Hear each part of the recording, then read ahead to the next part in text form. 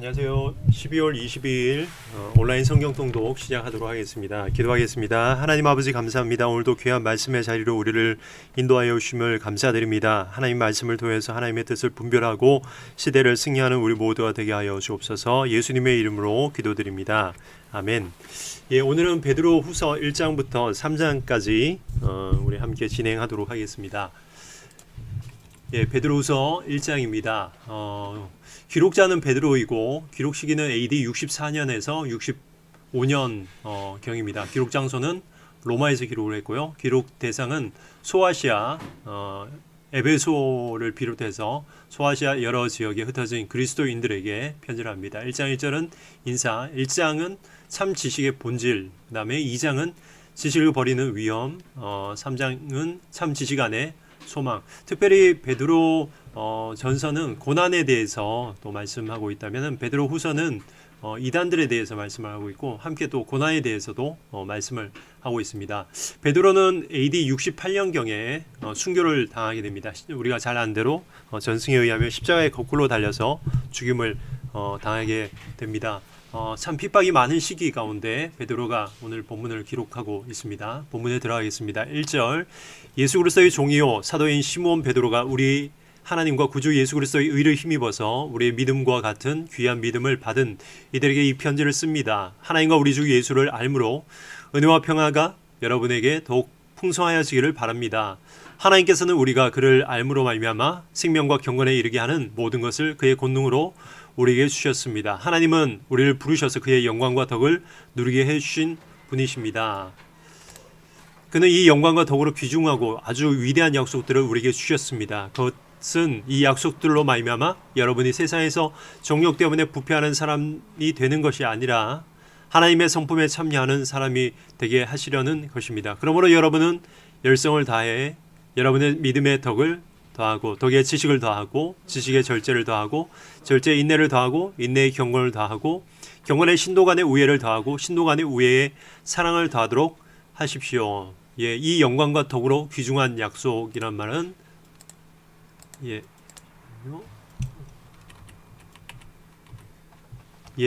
바로 하나님께서 우리가 그를 알므로 말미암아 생명과 경건에 이르게 하는 모든 것을 그 권능으로 우리에게 주셨다라는 것이 바로 약속이라는 거죠.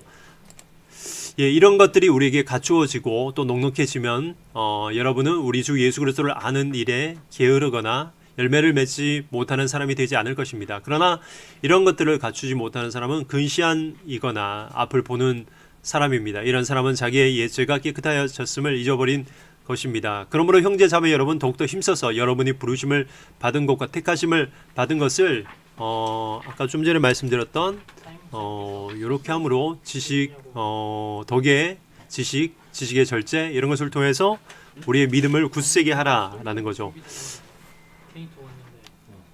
그러면 여러분은 넘어지지 않을 것입니다. 11절 또한 여러분은 우리의 주님이시며 구주이신 예수 그리스도의 영원한 나라에 들어갈 자격을 충분히 갖출 것입니다. 바로 신앙생활을 통해서 바로 우리의 정체성을 굳게 하라라는 말씀입니다.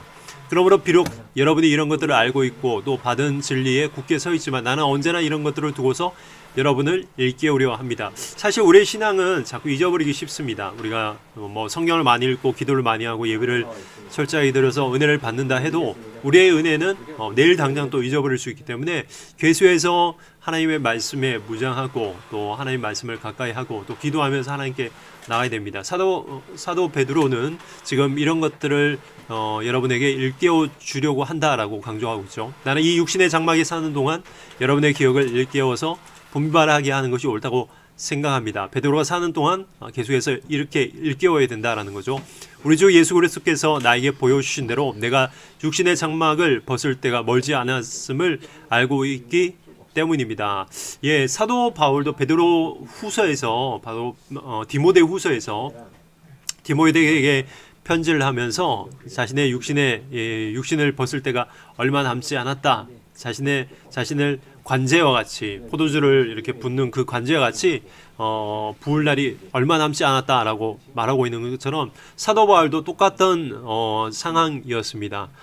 지난 시간에 또 말씀드렸지만 AD 64년에 로마의 네로 황제가 화제가 나자 이 모든 것을 크리스천들에게 뒤집어 씌웠고 많은 크리스찬들, 특별히 200명의 종교 지도자들, 기독교 지도자들을 잡아서 사자굴에 갇히게 하거나 경기장에서 그 짐승에게 순교당하거나 이런 일들이 있었습니다. 그래서 사도 바울도 마찬가지고 오늘 베드로도 자기가 언젠가는 곧 육신의 장막을 벗을 때가 왔다라고 말씀을 하고 있습니다.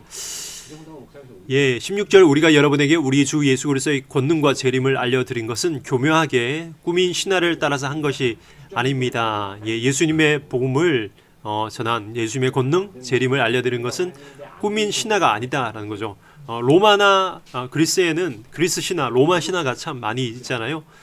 수많은 신화들처럼 그 신화가 아니다라는 것입니다. 우리는 그의 위엄을 눈으로 본 사람들입니다.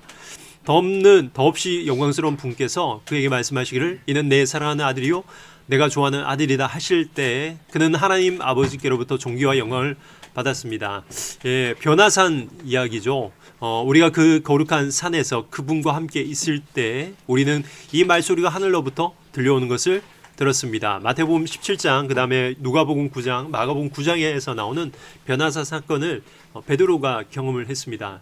예수님의 세 명의 제자 중에 한 사람이었던 베드로가 경험을 하고 그것을 추구하면서 베드로후서에 기록을 하고 있죠. 또 우리에게는 더욱 확실한 예언의 말씀이 있습니다. 여러분의 마음속에서 날이 새고 샛별이 떠올 때까지 여러분은 어둠 속에 비치는 등불을 대하듯이 이 예언의 말씀에 주의를 기울이는 것이 좋습니다. 예, 아시아에 흩어져 있던 사람들도 물론 로마에 있지 않았지만 참 고난을 많이 당하고 있었습니다. 크리스찬으로서 드러내는 것, 떳떳하게 드러내는 것 참 어려웠고 위기였고 그런 어려운 현실 가운데 신앙생활을 하는 아시아에 흩어진 사람들에게 이렇게 말씀을 전하고 있고 여러분이 샛별처럼 떠오를 때까지 언젠가는 하나님께서 영광스러운 모습으로 여러분들을 높여주실 것이다 라고 언급을 하고 있는 부분입니다. 그때까지 주님의 말씀에 계속해서 귀 기울이라는 거죠. 20절 여러분이 무엇보다도 먼저 알아야 할 것은 이것입니다. 아무도 성경의 모든 예언을 제멋대로 해석해서는 안 됩니다. 예, 이런 사람들이 있었나 봅니다. 예언은 언제든지 사람의 뜻에서 나온 것이 아니라 사람들이 성령에 이끌려서 하나님께로부터 오는 말씀을 받아서 한 것입니다. 베드로후서 2장입니다. 예, 1장은 참 지식의 본질, 지식은 바로 오직 진리는 예수 그리스도라는 거죠. 교묘한 어떤 가르침이나 신화가 아니라라는 거죠. 바로 생명을 주시는 바로 생명의 말씀이라는 거죠.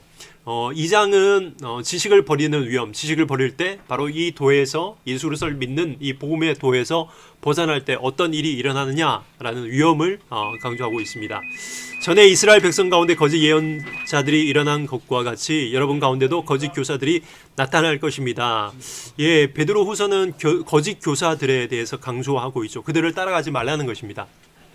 그들은 파멸로 몰고 갈 이단을 몰래 끌어들일 것입니다. 그래서 그들은 자기들을 값주고 사신 주님을 부인하고 자기들이 받을 파멸을 재촉할 것입니다. 많은 사람이 그들을 본받아서 방탕하게 될 것이니 그들 때문에 진리의 길이 비방을 받게 될 것입니다. 오늘날도 마찬가지지만 당시에도 이단들, 특별히 영주주의자들, 특별히 여러 거짓 그리스도인들이 참 많았습니다. 그래서 그들을 경계할 것을 오늘 본문을 말씀하고 있습니다.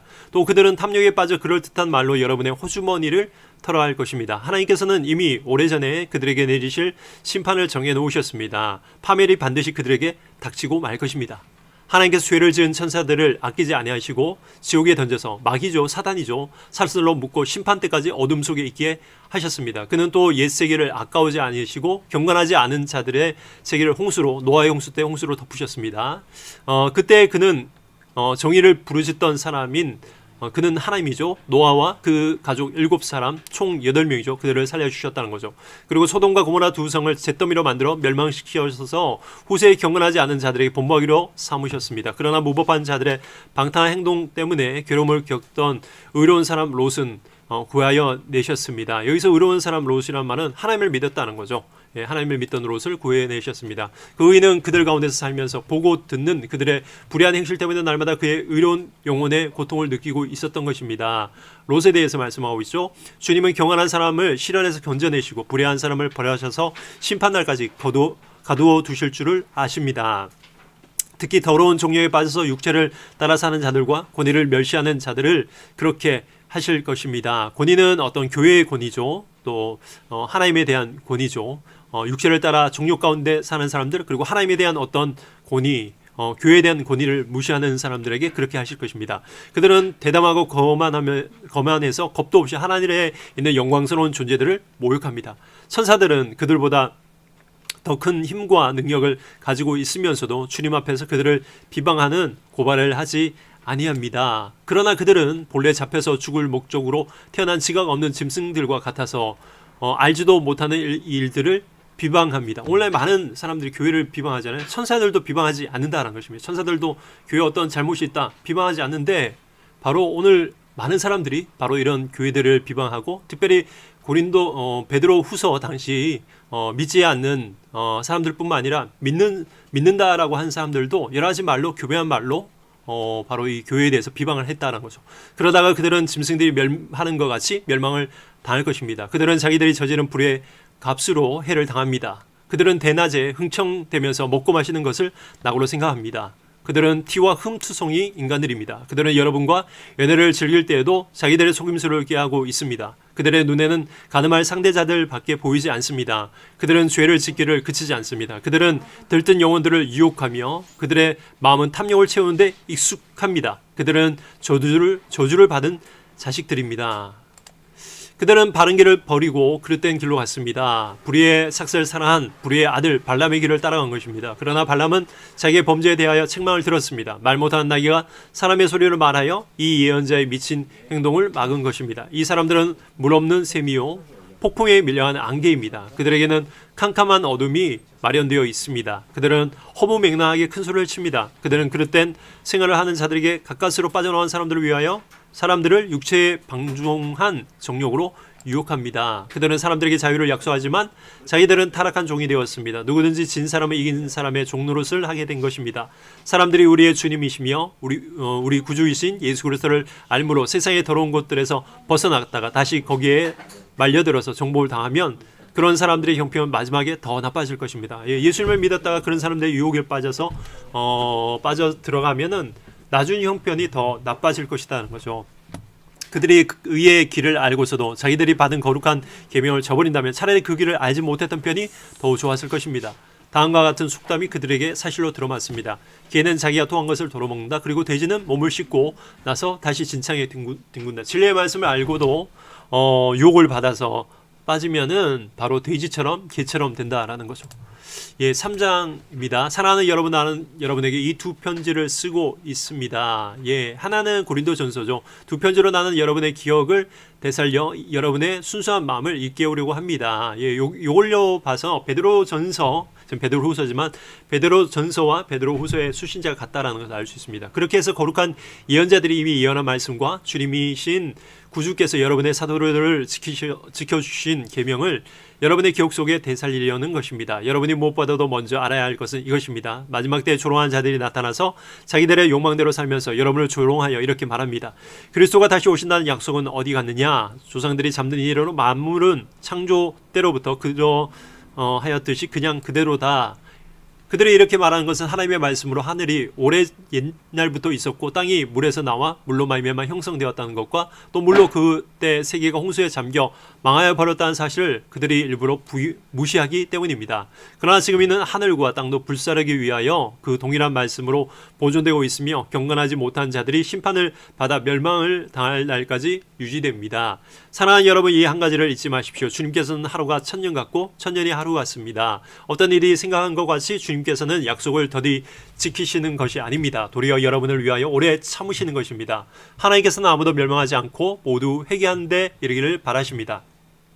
그러나 주님의 날은 도둑같이 올 것입니다. 그 날에 하늘은 요란한 소리를 내면서 사라지고 원소들은 불에 녹아버리고 땅과 그 안에 있는 모든 일이 드러날 것입니다. 이렇게 모든 것이 녹아버릴 터인데 여러분은 어떠한 사람이 되어야겠습니까? 여러분은 거룩한 행실과 경건한 삶 속에서 하나님의 날이 오기를 기다리고 그 날을 앞당기도록 하여야 하지 않겠습니까? 앞당기려면 우리가 복음을 땅끝까지 전해야 되죠. 그날에 하늘은 불타서 없어지고 원소들은 타서 녹아버릴 것입니다. 그러나 우리는 주님의 약속을 따라 정의가 깃들어 있는 새하늘과 새 땅을 기다리고 있습니다. 사랑하는 여러분, 여러분이 이것을 기다리고 있으니 티도 없고 흠도 없는 사람으로 아무 탈이 없이 하나님 앞에 나타날 수 있도록 힘쓰십시오. 그리고 우리 주님의 오래 참으심이 구원을 위한 것이라고 생각하십시오. 그것은 우리의 사랑하는 형제 바울이 자기가 받은 지혜를 따라서 여러분에게 편지한 바와 같습니다. 예, 바울 서신을 언급하고 있네요.